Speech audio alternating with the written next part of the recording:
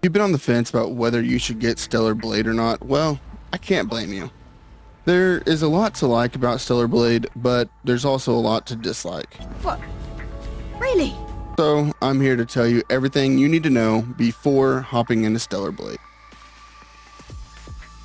For starters, if you're looking for a game with a deep, intriguing story, well, that's not what you'll get from Stellar Blade. I found myself enjoying the side quests more than the actual story.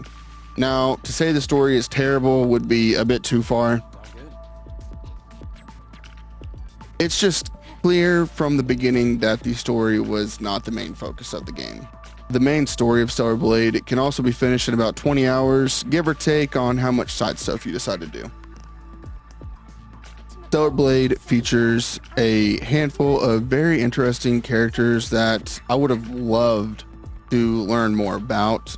Don't get me wrong, there are some characters that you do get to know very well, and I even grew really attached to a few of them, but there are some characters you meet along the way that the game just doesn't give you a lot of information or backstory on that would really help you feel that connection you look for when playing a game.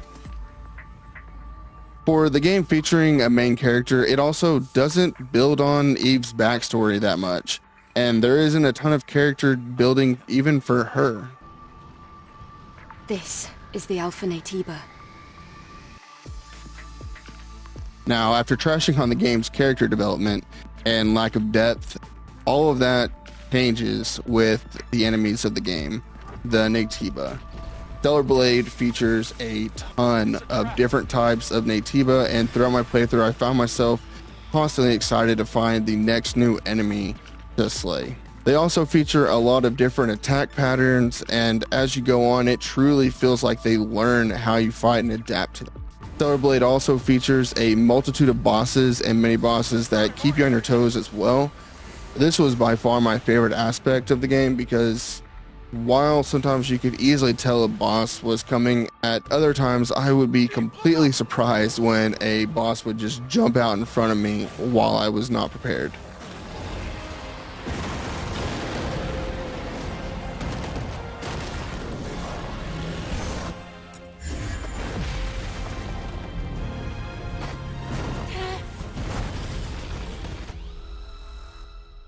This is where Stellar Blade really starts to excel. Stellar Blade does a fantastic job of combining multiple types of combat from different games such as the Souls games, Devil May Cry, and Final Fantasy.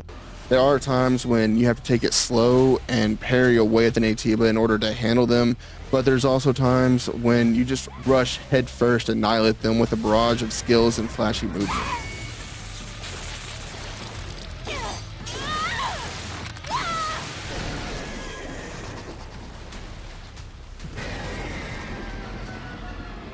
Stellar Blade also features melee as well as ranged combat. Now, don't get me wrong, the ranged combat can be fun, but when it's all said and done, you're mostly going to be relying on getting up close and personal in order to survive the game. There are some gameplay elements of Stellar Blade that I honestly wasn't expecting going into my playthrough. At its core, Stellar Blade is a stylish action-adventure game, but also has Assassin's Creed-like platforming as well. For the most part, the platforming feels very average, but there are some points where I found myself getting really frustrated with Eve's movements. Stellar Blade also features a skill tree system in order to further Eve's capabilities. In total, there are 5 different skill trees that are relatively quick to fill up if you're diligent about doing quests. For those who are expecting a challenge from the game, well, hate to tell you, but once you get the hang of the combat and skills, you really won't have much of an issue getting through the game. I would give it like a 5 out of 10 on the difficulty aspect. However, if you want to make the game harder, you can choose to wear Eve's skin suit, which completely removes her shield, making it much easier to die. After working your way through Stellar Blade, you'll be greeted with New Game Plus.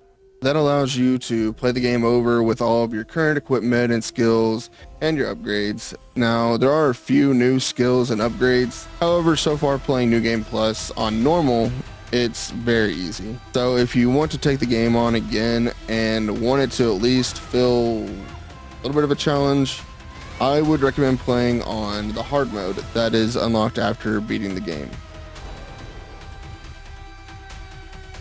So with all this being said, Stellar Blade is a fun, flashy action-adventure game without any story depth. However, it makes up for what it lacks in the story with its combat system and enemies. But because the story really brings it down, I have to give this game a 7 out of 10. I hope this video helped you decide whether or not Stellar Blade is for you, and I will see you on the next one.